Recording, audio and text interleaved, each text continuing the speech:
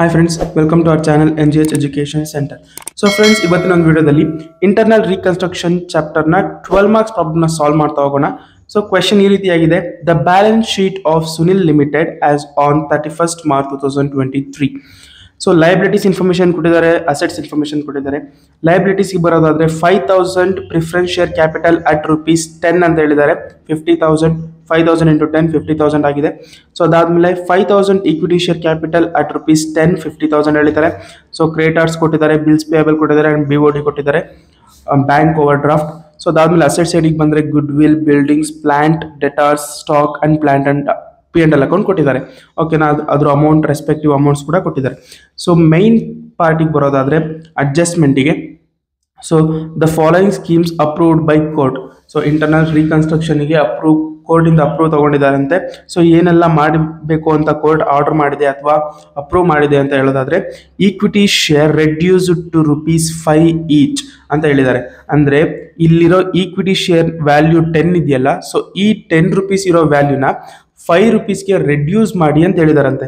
ಓಕೆನಾ, so ₹5ಗೆ reduce ಮಾಡಿದ್ರೆ ಈಗ ನಾವು 5,000 into 5 ಮಾಡ್ಕೋಬೇಕಾಗುತ್ತೆ. 5,000 into 5 ಹಾಕಿದ್ರೆ ನಮಗೆ ₹25,000 ಸಿಗ್ತಾ ಹೋಗುತ್ತೆ. ಓಕೆನಾ, ಇದಕ್ಕೆ ಕೂಡ ನಾವು ಒಂದು ಎಂಟ್ರಿ ಬರೀಬೇಕು. ಸೊ ಅದಾದಮೇಲೆ ಬ್ಯಾಲೆನ್ಸ್ ಶೀಟಲ್ಲಿ ಕೂಡ ಟ್ರೀಟ್ ಮಾಡ್ತಾ ಹೋಗಬೇಕು. ಸೊ ಒಂದು ಅಡ್ಜಸ್ಟ್ಮೆಂಟ್ 2 ಟೈಮ್ಸ್ ಟ್ರೀಟ್ ಆಗುತ್ತೆ, ಒಂದು ಜರ್ನಲ್ ಎಂಟ್ರೀಸಲ್ಲಿ ಮತ್ತು ಇನ್ನೊಂದು ಬ್ಯಾಲೆನ್ಸ್ ಶೀಟಲ್ಲಿ. ಸೊ ಹಾಗೆ preference share reduce to 8 each ಅಂತ ಕೊಟ್ಟಿದ್ದಾರೆ. ಸೊ ಪ್ರಿಫರೆನ್ಸ್ ಶೇರ್ ಕ್ಯಾಪಿಟಲ್ನ ವ್ಯಾಲ್ಯೂ ₹10 ಇದೆ ಈಚ್ ಶೇರ್ಸ್ಗೆ. ಸೊ ಅದನ್ನು ₹8ಗೆ ರೆಡ್ಯೂಸ್ ಮಾಡಿ ಅಂತ ಹೇಳಿದ್ದಾರೆ. ಸೊ ಇದು ಕೂಡ ಇಂಪಾರ್ಟೆಂಟ್ ಆಗ್ತಾ ಹೋಗುತ್ತೆ. ಸೊ 5,000 into 8 ಮಾಡ್ತಾ ಹೋದ್ರೆ ನಾವು ₹40,000 ಸಿಗ್ತಾ ಹೋಗುತ್ತೆ ನಮಗೆ. ಓಕೆನಾ, ಸೊ ಇನ್ನು ₹2ಗೆ ನಾವು ಕ್ಯಾಪಿಟಲ್ ರಿಡಕ್ಷನ್ಗೆ ಆಗ್ತಾ ಹೋಗಬೇಕು. ಸೊ ಅದಾದಮೇಲೆ debenture holders taken over stock and debtors ಅಂತ ಹೇಳಿದ್ದಾರೆ. ಓಕೆನಾ, ಸೊ ಡಿಬೆಂಚರ್ ಹೋಲ್ಡರ್ಸಿಗೆ ನಾವು ಇಂಟ್ರೆಸ್ಟ್ ಪೇ ಮಾಡಬೇಕಿತ್ತು ಅಥವಾ ಅವರಿಗೆ ಡಿಬೆಂಚರ್ಸ್ನ ಪೇ ಮಾಡಬೇಕಿತ್ತು. ಸೊ ಅದನ್ನು ಪೇ ಮಾಡೋಕ್ಕಾಗಿರಲ್ಲ, ಅದಕ್ಕೋಸ್ಕರ ಅವರು ಸ್ಟಾಕ್ಸ್ ಮತ್ತು ಡಿಬೆಂಚರ್ಸ್ನ ತಗೊಂಡೋಗಿದ್ದಾರಂತೆ. ಸೊ ಅಲ್ಲಿಗೆ ಈ ಡಿಬೆಂಚರ್ಸ್ ಮತ್ತು ಈ ಸ್ಟಾಕ್ಸ್ ಏನಿದೆ ಇವೆರಡನ್ನೂ ಕೂಡ ನಾವು ಬ್ಯಾಲೆನ್ಸ್ ಶೀಟಲ್ಲಿ ಟ್ರೀಟ್ ಮಾಡೋದಿಲ್ಲ, ಯಾಕಂದರೆ ಇದನ್ನು ಆಲ್ರೆಡಿ ಅವರು ಟೇಕನ್ ಓವರ್ ಮಾಡಿದ್ದಾರೆ. ಸೊ ಅದಕ್ಕೋಸ್ಕರ ಒಂದು ಎಂಟ್ರಿ ಬರಿತಾ ಹೋಗ್ತೀವಿ ಅಷ್ಟೇ, ಅದು ಕಂಪ್ಲೀಟ್ ಆಗ್ತಾ ಹೋಗುತ್ತೆ. ಅದಾದಮೇಲೆ buildings appreciated by 40,000, plant depreciation 10% ಹೇಳಿದ್ದಾರೆ. ಸೊ ಬಿಲ್ಡಿಂಗ್ಸ್ ಏನಿದೆ 40,000 ಇದೆ. ಸೊ ಅದು ಅಪ್ರಿಷಿಯೇಟೆಡ್ ಬೈ 40,000 ಅಂತ ಹೇಳಿದ್ದಾರೆ. ಅಂದರೆ 40,000ಗೆ ಮತ್ತೆ 40,000 ಆ್ಯಡ್ ಮಾಡಿ ಅಪ್ರಿಷಿಯೇಟ್ ಮಾಡಬೇಕಂತೆ. ಸೊ ಅದಾದಮೇಲೆ ಪ್ಲಾಂಟ್ ಡಿಪ್ರಿಸಿಯೇಷನ್ ಅಟ್ 10% ಅಂತ ಹೇಳಿದ್ದಾರೆ. ಸೊ ಪ್ಲಾಂಟ್ನ ವ್ಯಾಲ್ಯೂ ಬಂದ್ಬಿಟ್ಟು 1 lakh ಇದೆ. ಸೊ 1 lakhಲ್ಲಿ 10% ಡಿಪ್ರಿಷಿಯೇಟ್ ಆದರೆ 10,000 ಡಿಪ್ರಿಷಿಯೇಟ್ ಆಗುತ್ತೆ, ಅಲ್ಲಿಗೆ 90,000 ಅದು ರಿಯಲೈಸ್ಡ್ ವ್ಯಾಲ್ಯೂ ಆಗುತ್ತೆ. ಸೊ ಅಪ್ರಿಷಿಯೇಟ್ ಅಂತ ನೋಡೋದಾದರೆ ಇಲ್ಲಿ ಬೈ ಅಂತ ಕೊಟ್ಟಿದ್ದಾರೆ. ಸೊ ಬೈ ಅಂದರೆ ಈಗ ಫಾರ್ ಎಕ್ಸಾಂಪಲ್ ಒಂದು ಬಿಲ್ಡಿಂಗ್ನ ವ್ಯಾಲ್ಯೂ ₹4,000 ಇದೆ ಅಂತ ಅಂದ್ಕೊಳ್ಳಿ. ಸೊ 4,000, ಸೊ ಇಲ್ಲಿ ಅಪ್ರಿಷಿಯೇಟೆಡ್ ಬೈ ಅಂತ ಕೊಟ್ಟಿದ್ದಾರೆ. ಸೊ ಬೈ 40,000 ಅಂತ ಕೊಟ್ಟರೆ ಅದು ₹44,000 ಆಗ್ತಾ ಹೋಗುತ್ತೆ. ಅಪ್ರಿಷಿಯೇಟೆಡ್ ಟು ಅಂತ ಕೊಟ್ಟಿದ್ದರೆ, ಅಪ್ರಿಷಿಯೇಟೆಡ್ ಟು 40,000 ಅಂತಿದ್ದರೆ 40,000 ಅಂತ ಹಾಕೋಬೇಕು. ಸೊ 4,000 ಇಲ್ಲಿ ಹಾಕೊಂಡ್ರೆ ಇದನ್ನ ವ್ಯಾಲ್ಯೂ ಇದು ಮಾಡಿಕೊಂಡ್ರೆ 36,000 ಅಪ್ರಿಷಿಯೇಟ್ ಆಗಿದೆ ಅಂತ ಅರ್ಥ. ಓಕೆನಾ, ಆ ರೀತಿ ಕಂಡುಹಿಡ್ಕೋಬೇಕು. ಟು ಮತ್ತು ಬೈ ಇದು ಡಿಫ್ರೆನ್ಸ್ ಇರುತ್ತೆ, ನೋಡಿಕೊಂಡು ಕ್ಯಾಲ್ಕುಲೇಟ್ ಮಾಡ್ಕೋಬೇಕು. ಓಕೆನಾ, ಸೊ ಅದಾದಮೇಲೆ right off goodwill and fictitious assets ಅಂತ ಹೇಳಿದ್ದಾರೆ. ಸೊ ಬ್ಯಾಲೆನ್ಸ್ ಶೀಟಲ್ಲಿರುವಂಥ ಗುಡ್ ವಿಲ್ ಏನಿದೆ ಮತ್ತು ಫಿಕ್ಟಿಷಿಯಸ್ ಅಸೆಟ್, P&L ಅಕೌಂಟ್ನ ಫಿಕ್ಟಿಷಿಯಸ್ ಅಸೆಟ್ ಅಂತ ಕರಿತಾ ಹೋಗ್ತೀವಿ. ಸೊ ಇದನ್ನು ರೈಟ್ ಆಫ್ ಮಾಡಬೇಕಂತೆ. ಸೊ ಇದು ಎರಡನ್ನೂ ಕೂಡ ಬ್ಯಾಲೆನ್ಸ್ ಶೀಟಲ್ಲಿ ತಗೊಳ್ಳೋದಿಲ್ಲ, ಜಸ್ಟ್ ಜರ್ನಲ್ ಎಂಟ್ರೀಸಲ್ಲಿ ಮಾತ್ರ ಶೋ ಮಾಡ್ತಾ ಹೋಗ್ತೀವಿ. ಸೊ ಅದಾದಮೇಲೆ ಹೇಳಿದರೆ prepare journal entries and reconstructed balance sheet ಅಂತ. ಸೊ ಪ್ರಿಪೇರ್ ಮಾಡ್ತಾ ಹೋಗೋಣ. ಸೊ ಜರ್ನಲ್ ಎಂಟ್ರೀಸ್ನ ಫಾರ್ಮೆಟ್ ಬಂದು ಈ ರೀತಿಯಾಗಿದೆ, ಬ್ಯಾಲೆನ್ಸ್ ಶೀಟ್ ಫಾರ್ಮೆಟ್ ಬಂದು ಈ ರೀತಿಯಾಗಿದೆ. ಓಕೆನಾ, ಸೊ ಹೆಡ್ಡಿಂಗ್ ಕೂಡ ಇಂಪಾರ್ಟೆಂಟ್ ಆಗುತ್ತೆ, ಯಾಕಂದರೆ ಪ್ರತಿಯೊಂದು ಪಾರ್ಟಿಗೂ ಕೂಡ ಮಾರ್ಕ್ಸ್ ಅಲಾಟ್ ಆಗಿರೋದ್ರಿಂದ ಪ್ರತಿಯೊಂದು ಕೂಡ ಇಂಪಾರ್ಟೆಂಟ್ ಆಗಿರುತ್ತೆ. Serial number, particulars, LF, debit and credit with ₹, symbol. So ಫಸ್ಟಿಗೆ ಇಲ್ಲಿರುವಂಥ 5 ಎಂಟ್ರಿ ಏನಿದೆ, ಸೊ 5 ಅಡ್ಜಸ್ಟ್ಮೆಂಟ್ ಏನಿದೆ, 5 ಅಡ್ಜಸ್ಟ್ಮೆಂಟ್ಗೂ ಕೂಡ ಎಂಟ್ರೀಸ್ ಬರಿತಾ ಹೋಗಬೇಕು. ಸೊ ಫಸ್ಟ್ ಎಂಟ್ರಿ ಇರೋದು equity share reduce to ₹5 each ಅಂತ ಹೇಳಿದ್ದಾರೆ. ಸೊ ಬರೆಯೋಣ ಅದಕ್ಕೆ ಎಂಟ್ರಿನ. ಓಲ್ಡ್ ಈಕ್ವಿಟಿ ಶೇರ್ ಏನಿದೆ, ಓಲ್ಡ್ ಈಕ್ವಿಟಿ ಶೇರ್ 5,000 into 10 ಇದೆ. ಸೊ ಅದನ್ನು ಬರ್ಕೊಳ್ತಾ ಹೋಗೋಣ. 1. ಸೊ ಫಸ್ಟ್ ಎಂಟ್ರಿ ಬಂದುಬಿಟ್ಟು old equity share capital, old equity share capital account debtor to. So ಈಗ ರೆಡ್ಯೂಸ್ ಮಾಡಿದಾರಲ್ಲ, ಸೊ ಅದನ್ನು ನ್ಯೂ ಅಂತ ಕರಿತಾ ಹೋಗ್ತೀವಿ. ಸೊ ಅದನ್ನು ನ್ಯೂ ಅಂತ ಬರ್ಕೊಳ್ಳೋಣ. To new equity share capital account. So old equity share capital ಅಕೌಂಟಲ್ಲಿ ಇರುವಂಥ ಅಮೌಂಟ್ 50,000 ಇದೆ. ಸೊ 50,000 ಅನ್ನು ಹಾಕೋಣ. ಇಲ್ಲಿ 50,000 ಹಾಕೊಂಡಿದ್ದೀವ. ಸೊ ಅದಾದಮೇಲೆ ಟೂ ಸೈಡಿಗೆ ಬರೋದಾದರೆ ನ್ಯೂ ಈಕ್ವಿಟಿ ಶೇರ್ಗೆ ನಾವು ಕ್ಯಾಲ್ಕುಲೇಟ್ ಮಾಡ್ಕೊಂಡಿದ್ದೀವಿ 50,000 ಇಂಟು 5 ಅಂತ. ಸೊ 25,000 ರುಪೀಸ್ ಆಗಿದೆ. ಸೊ 25,000 ಅನ್ನು ಹಾಕೋಣ ಇಲ್ಲಿ 25,000 ಅಂತ. ಸೊ ಅಲ್ಲಿಗೆ ಇನ್ನೂ 25,000 ರುಪೀಸ್ ಮಿಕ್ಕಿದೆ. ಸೊ ಅದನ್ನು ಟು ಕ್ಯಾಪಿಟಲ್ ರಿಡಕ್ಷನ್ ಅಕೌಂಟಿಗೆ ನಾವು ಟ್ರಾನ್ಸ್ಫರ್ ಮಾಡ್ತಾ ಹೋಗಬೇಕು. ಕ್ಯಾಪಿಟಲ್ ರಿಡಕ್ಷನ್ ಅಕೌಂಟ್ ರಿಮೈನಿಂಗ್ ಅಮೌಂಟ್ನ ಕ್ಯಾಪಿಟಲ್ ರಿಡಕ್ಷನ್ ಅಕೌಂಟಿಗೆ ಟ್ರಾನ್ಸ್ಫರ್ ಮಾಡ್ತಾ ಹೋಗಬೇಕು. ಸೊ ಇಷ್ಟು ಮಾಡಿದ್ರೆ ನಿಮಗೆ ಒಂದು ಎಂಟ್ರಿ ಕಂಪ್ಲೀಟ್ ಆಗುತ್ತೆ. ಸೊ ಇದಕ್ಕೆ ಜನರಲ್ ಎಂಟ್ರೀಸ್ ಬಂದು ಬೀಯಿಂಗ್ ಈಕ್ವಿಟಿ ಶೇರ್ಸ್ ರೆಡ್ಯೂಸ್ಡ್, ಇಷ್ಟು ಬರೆದ್ರೆ ಒಂದು ಎಂಟ್ರಿ ಕಂಪ್ಲೀಟ್ ಆಯಿತು. ಸೊ ಅದಾದಮೇಲೆ ಸೆಕೆಂಡ್ ಎಂಟ್ರಿ ಹೇಳಿದ್ದಾರೆ preference share reduce to 8 each ಅಂತ. ಸೊ ಹಾಕೋಣ second entry. Old preference share ಎಷ್ಟಿತ್ತು 50,000 ಇದೆ. ಸೊ ಅದಕ್ಕೊಂದು ಎಂಟ್ರಿ ಬರ್ಕೋಣ. Old preference share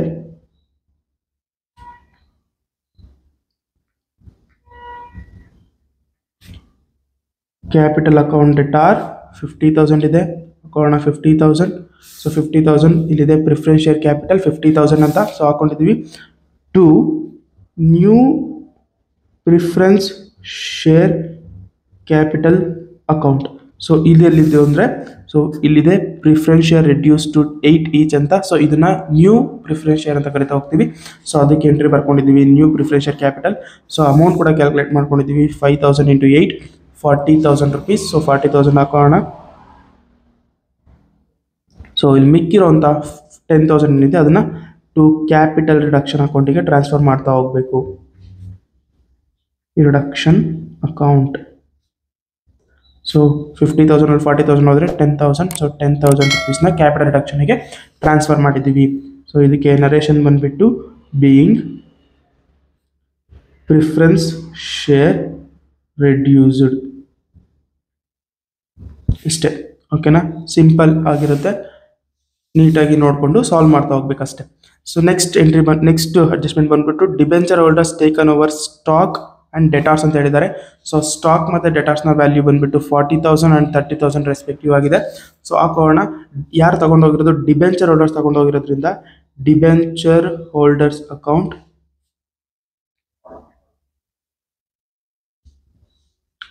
debtor to stock account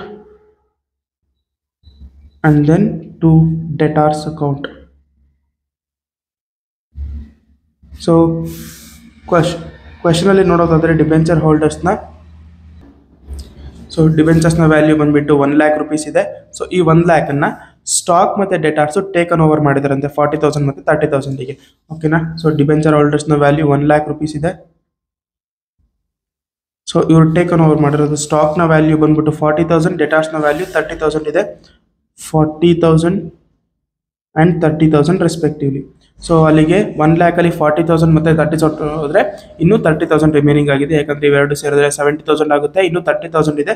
so ಆ 30,000ನ ಟು ಕ್ಯಾಪಿಟಲ್ ರಿಡಕ್ಷನ್ ಅಕೌಂಟಿಗೆ ಟ್ರಾನ್ಸ್ಫರ್ ಮಾಡ್ತಾ ಹೋಗಬೇಕು. ಕ್ಯಾಪಿಟಲ್ ರಿಡಕ್ಷನ್ ಅಕೌಂಟ್ 30,000 ಇಷ್ಟೇ. ಓಕೆನಾ. ಅದಕ್ಕೆ ನರೇಷನ್ ಬಂದುಬಿಟ್ಟು being debenture holder taken over ಇಷ್ಟೇ. ಓಕೆನಾ.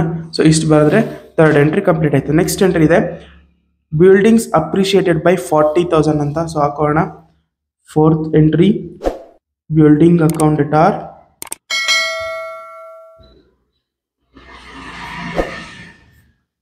To capital reduction account.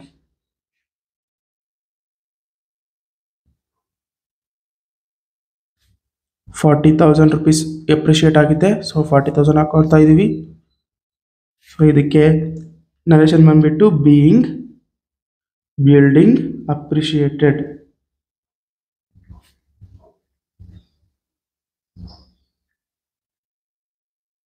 So fourth entry complete ಆಯಿತು. ಸೊ ನೆಕ್ಸ್ಟಿಗೆ ಪ್ಲಾನ್ ಡಿಪ್ರಿಸಿಯೇಟೆಡ್ ಅಟ್ 10% ಅಂತಿದೆ.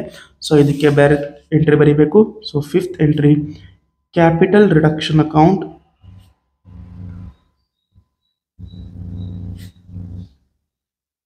Debtor to plant account.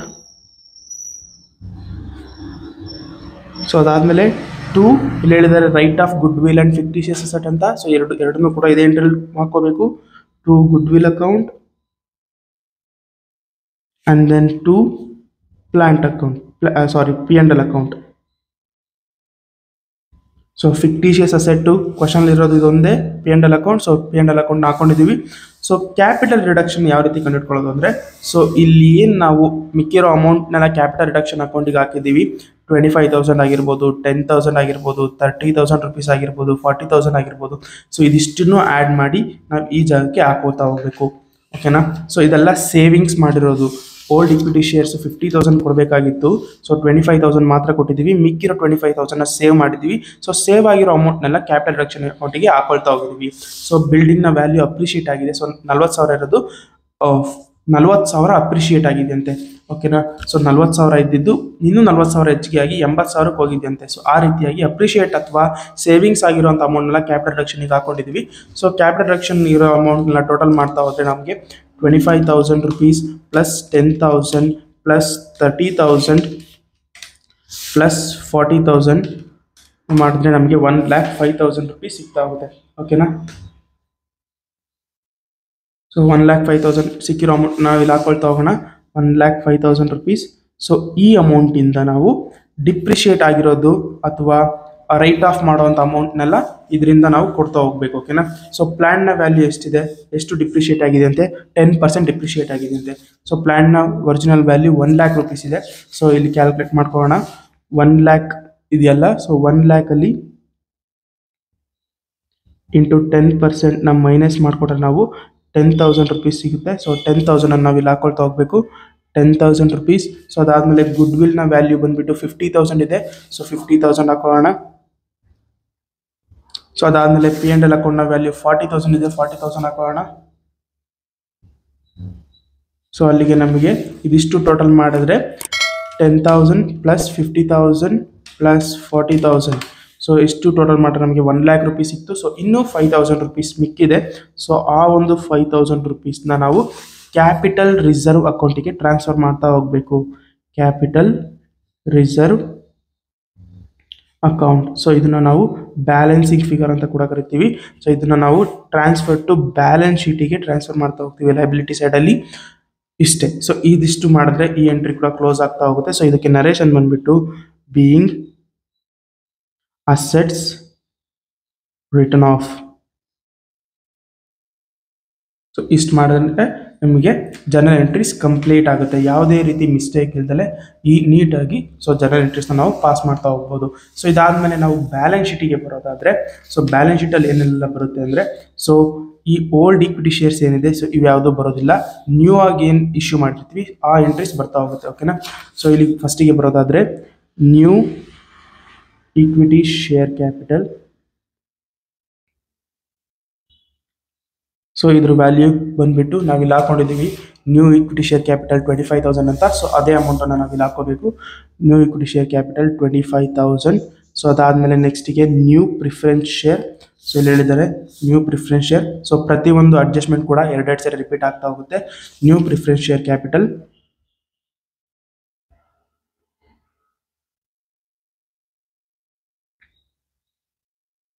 So new preference share ಕ್ಯಾಪಿಟಲ್ನ ಕೂಡ ನಾವು ಕಂಡುಕೊಂಡಿದ್ದೀವಿ. New preference share capital 40,000 rupees ಇದೆ. ಹಾಕೋಣ 40,000 rupees. ಸೊ ಅದಾದಮೇಲೆ ಇದೆ ಕ್ರೆಡಿಟಾರ್ಸ್ ಇದೆ, ಬಿಲ್ಸ್ ಪೇಯಬಲ್ ಇದೆ, ಬ್ಯಾಂಕ್ ಓವರ್ ಡ್ರಾಫ್ಟ್ ಇದೆ. ಹಾಕೋಣ ಕ್ರೆಡಿಟಾರ್ಸ್. ಸೊ ಕ್ರೆಡಿಟಾರ್ಸ್ನ ವ್ಯಾಲ್ಯೂ ಬಂದುಬಿಟ್ಟು 18,000 rupees ಇದೆ. ಹಾಕೋಣ 18,000. ಸೊ ಅದಾದಮೇಲೆ ಬಿಲ್ಸ್ ಪೇಯಬಲ್ ಇದೆ 22,000. Bills payable 22,000.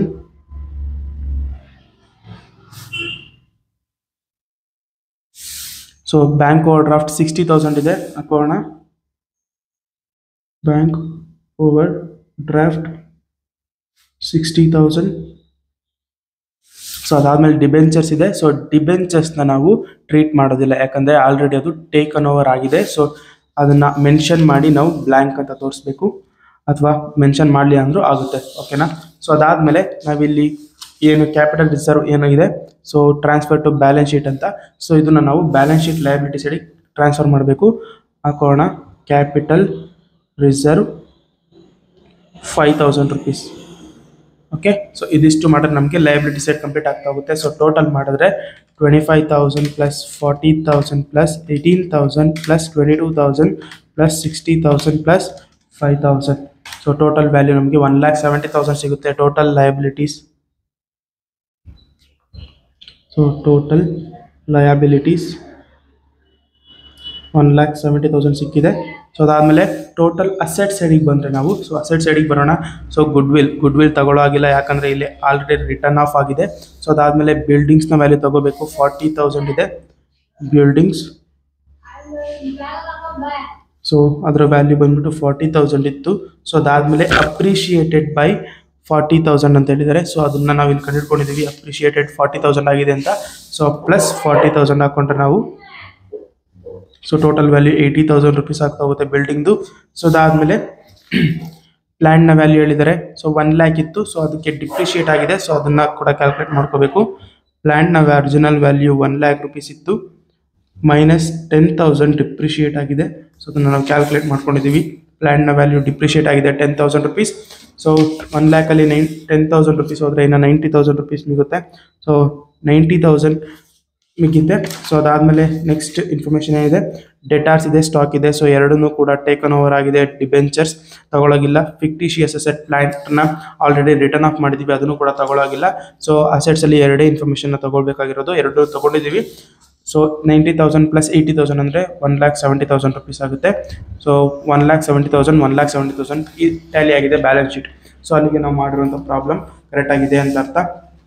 ಸೊ ಇಷ್ಟು ಮಾಡಿದ್ರೆ ನಾವು ಈಸಿಯಾಗಿ 12 out of 12 ಮಾರ್ಕ್ಸ್ನ ನಾವು ಸ್ಕೋರ್ ಮಾಡ್ತಾ ಹೋಗ್ಬೋದು. ಸೊ ವಿಡಿಯೋ ಅರ್ಥ ಆಗಿದರೆ ಲೈಕ್ ಮಾಡಿ, ಶೇರ್ ಮಾಡಿ, ಸಬ್ಸ್ಕ್ರೈಬ್ ಮಾಡಿ ಆ್ಯಂಡ್ ಸಪೋರ್ಟ್ ಮಾಡಿ ಗೈಸ್. Thank you.